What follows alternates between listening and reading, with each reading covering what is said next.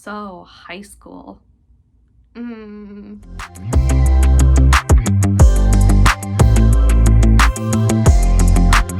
Hi guys, and welcome back to my channel. So a couple of weeks ago, I saw a video by Mina Reeds where she tier ranks all of the required reading that she had to do in high school. Her video is great. I'm linking it in the description below. And I thought that I would do the same thing because a lot of the reading that I had to do in high school was questionable, perhaps. So let's just get into it. All right, so let me go over my tiers. Top tier is Part of My Soul, meaning this book is left such an imprint on me that even 4 years, 5 years later, I still acknowledge it as leaving a lasting impression and being part of my teen development and just being part of my soul, basically. The next tier is Wouldn't Skip Class.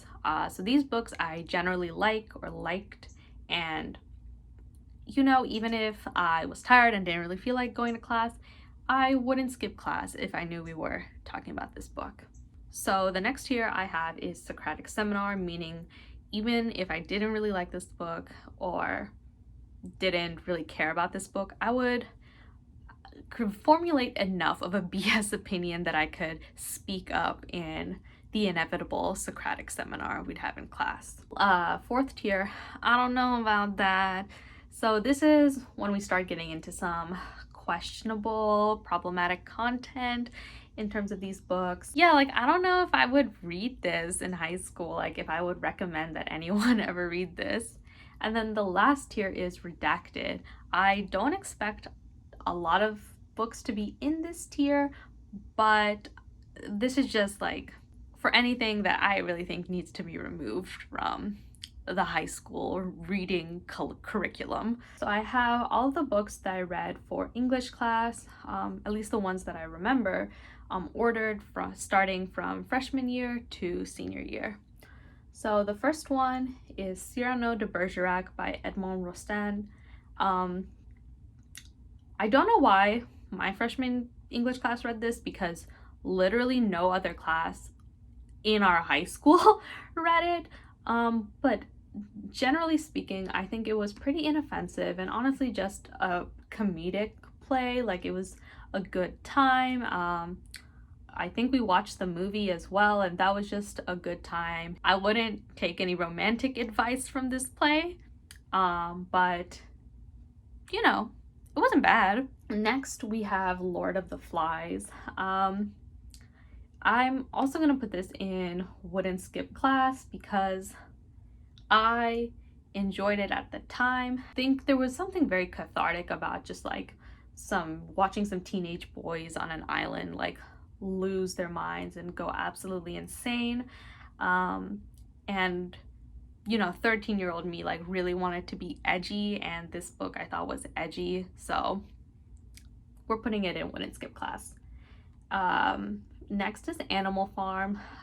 I don't know why, but I just loved the idea of like these talking animals and them setting up their own like society, even though it was a bad society, objectively speaking. Maybe it's like because I was a Winnie the Pooh stan like in my childhood, but I really enjoyed the concept of Animal Farm, and similar to Lord of the Flies, I thought this book was edgy and I really wanted to be edgy. The next book we have is Black Like Me, and I have to ask, why did my class read this? this book is basically about a white journalist who does blackface, like he stains his skin and travels in the deep south to document what it's like to be black. And maybe like, in the 50s or the 60s, white people needed validation from a white man to prove that racism was real. But why did my class read this? Like, why didn't we just read a book by a black author? I'm putting this in redacted because there's literally no reason that an English class like nowadays needs to be reading a book by a white man doing blackface to prove that racism is real. So moving on to sophomore year. I'm starting off with Angela's Ashes, and I'm gonna put this in Socratic Seminar because I don't really remember resonating with this book or particularly enjoying it that much. I just thought that it was sad, and the most impact that this book had was when I watched The Office and Jim is like trying to join the fancy book club and they're reading Angela's Ashes, and I was like, hey, I recognize that title. But yeah, and I think we also watched the movie for this book in class, and to be honest, the movie wasn't that good either, so you can skip this. Next we have Things Fall Apart by Chinua Achebe, and if I'm remembering correctly, I think this book is set in what would be like present day Nigeria, and it's set in the 19th century, like around the time when British colonialism was just starting to enter like the African continent. And I remember a lot of my classmates like really hated this book, but I really liked it. I thought that the depiction of colonialism and like the divisiveness it has, and the entrance of like the Christian missionaries and like how that impacted like Okonkwo's family, and him like grappling with cultural change versus like maintaining traditions, was very engaging and compelling. And I think it's important to acknowledge like the cultural erasure that colonialism does. But this isn't going in Part of My Soul just because, did I think Okonkwo was a good character? Yes. But is he a good person? No. And a lot of his opinions and a lot of the ways he interacts with the other characters, particularly female characters, was questionable. So this is gonna be in wouldn't skip class. So the next book is Taming of the Shrew. Objectively, this play probably belongs in Socratic Seminar, but I'm going to put it in I don't know about that, just because the message of the play that like, if you're a woman who's not like subservient, that you need to be tamed, and I don't quite agree with that. So, and also I didn't really like William Shakespeare in high school, so I'm sorry, Willie Shakes, like I was biased against you from the beginning. So yeah, it's gonna go in I don't know about that. But we also watched the movie 10 Things I Hate About You while we were reading this play, or like after we read the play, and I mean, I love that movie, so that's what's saving this play from being redacted. Next we have Night by Elie Wiesel, and this is a memoir documenting his experiences in a concentration camp. And when it's 2020 and we have like actual neo-Nazis like running around, and we have like Holocaust deniers like being very outspoken, I'm always just reminded of this book, and that the Holocaust is something that needs to be remembered, and that there is an obligation to speak up and out against it. So it's going in Part of My Soul. So next I have Persepolis by Marjane Satrapi, and this is also going to go in Part of My Soul. This was probably the first like Western graphic novel that I ever read, and I really enjoyed her art style, and I think that she shared like a unique perspective that really resonated with me. Like her sharing her experiences, like what it was like to grow up in Iran. I think part of it like contrasted so differently from the way that the American education system like teaches students about Western Asia. Her writing like as a teenage girl and as a young girl and a teenage girl, just yeah, it really resonated and left an impact. And also the fact that this book compelled me enough to read the sequel, or like the second volume, when I was in high school, and like I never read for pleasure, I think speaks to how much it had an impression and is part of my soul. Similarly, Kite Runner is also gonna go in part of my soul because the book was so incredibly tragic and heart-wrenching, and I remember getting so like heated like when we would talk about it in class and like wanting to like verbalize my opinions, and it had been a long time since a book like made me feel so much. And like with Persepolis, like after reading Kite Runner, I felt compelled to read other books that Khaled Hosseini had written, which was not something like I ever really did. So yeah, this book is, I think, part of my soul. And if you haven't read it, and if you haven't read A Thousand Splendid Suns, like I really, really think you ought to read those because they're just so beautifully written and so emotional and gut-wrenching, and it will leave such a huge impact. Next we have Master Harold and the Boys, which is about apartheid in South Africa, I believe. It was just like a very short play, and I think just because of that, it didn't leave enough of an impression, and I don't really remember all that much about it. But I didn't think there was anything like particularly wrong with the play or like what it was trying to say or like the message it was trying to send. So I'm gonna put this in Socratic Seminar. So the next book I have is Kitchen by Banana Yoshimoto, and I'm gonna put this in part of my soul because while I don't remember everything from this book, when I think about it, I am just struck with this like feeling of warmth and comfort and empathy, because it's about a woman and her grieving process and the grief she deals with following the loss of a relative, and the people that she meets and like the bond she creates and how that can be used and to like help you in the healing process. And it's just, this book is, it's a very honest and it's a very real and like slice of life type of account about what grief and loss feels like. It's not, I think, like overly dramatic about trying to go into the tragedy of death or like make the book incredibly gut-wrenching, but more about how, you know, this woman finds people who can empathize with her and how she grows beyond the tragedy.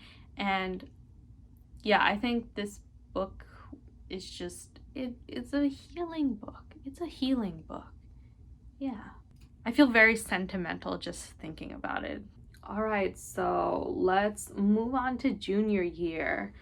The first book I have is The Crucible, and I'm gonna put this in wouldn't skip class because the people in the community in the play are just so messy, and they're so hypocritical and so, I don't know, just dramatic.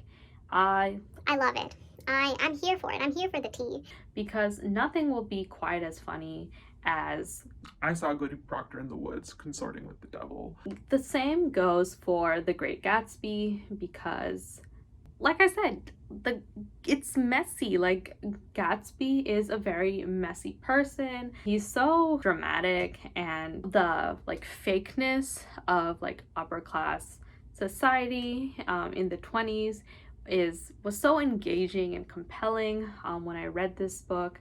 And I don't know, I really liked it. I just thought it was like a very good and fun read. And lastly, let's move to senior year. We're starting off with Catcher in the Rye. I'm gonna put this in Socratic Seminar because I definitely like resonated with Holden in some aspects. Like, he was an angsty teenager, I was an angsty teenager.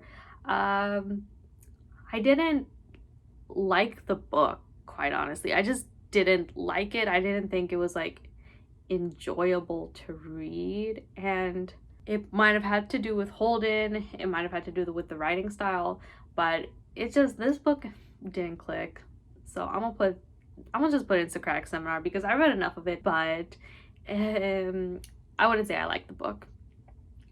Next is One Flew Over the Cuckoo's Nest. This I'm gonna put in, I don't know about that, but it could also go in Socratic Seminar. Yeah, I'm gonna put this in, I don't know about that, just because I don't really recall like what value this book brought in my like English literary curriculum.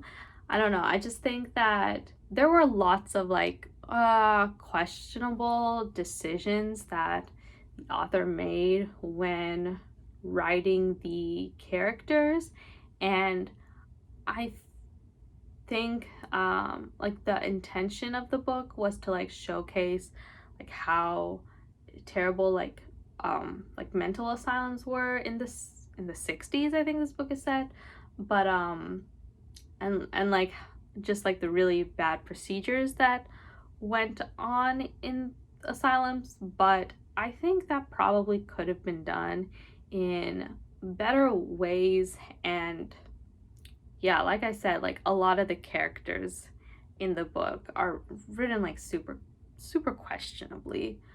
But once again, we did watch the movie in class, and I do remember liking the movie. Next, yeah, Frankenstein. You know, I love the drama, the gothic aspect of Frankenstein. And you know what? I have to give it to my girl Mary Shelley for inventing science fiction.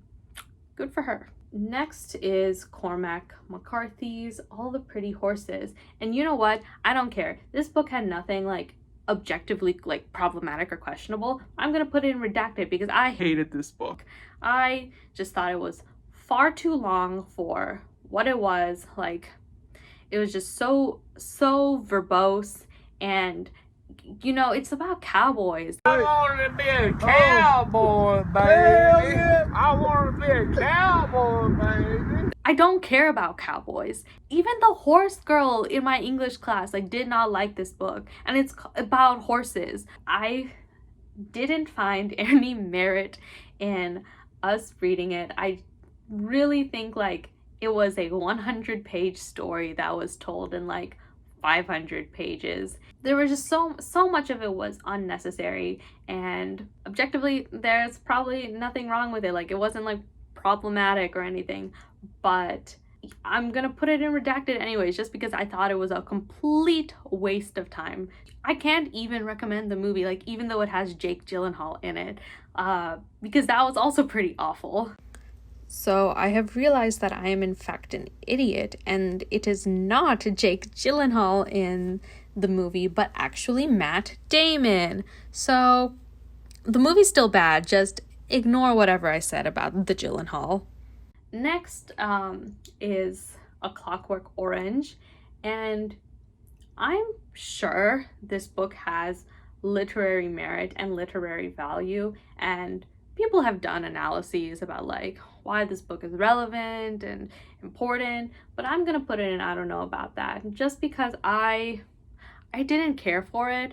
I thought this book to me felt like the equivalent of comedians who say like really racist or sexist or homophobic things and then get mad if you're offended by defend themselves by saying it's shock humor.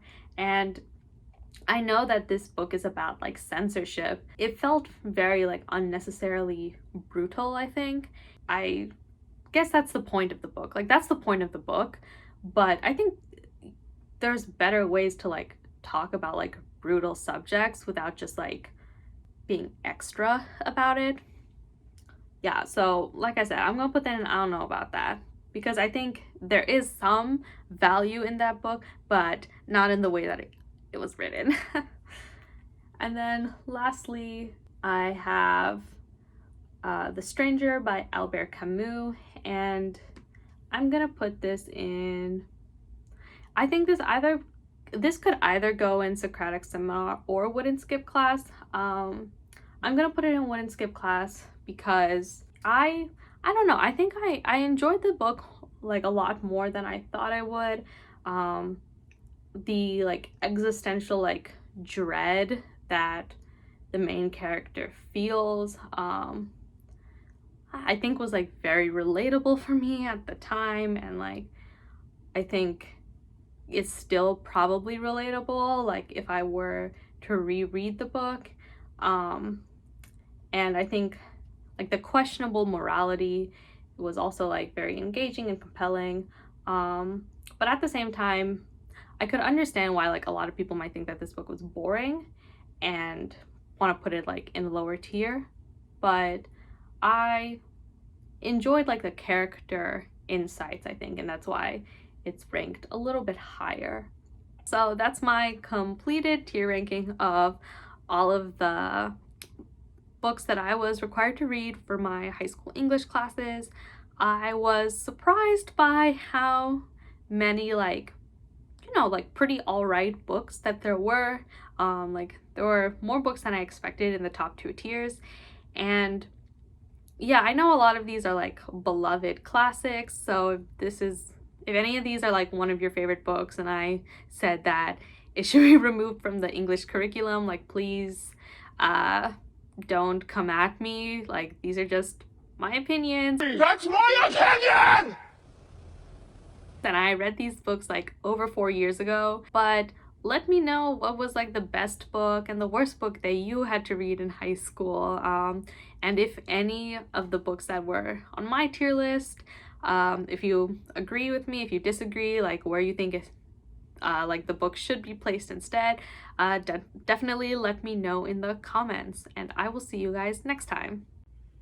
Hi, so I'm editing right now and I realized I spent a lot of this video talking about the movie adaptations of a lot of these books, but if that isn't a perfect representation of what my priorities were in high school, I don't know what is.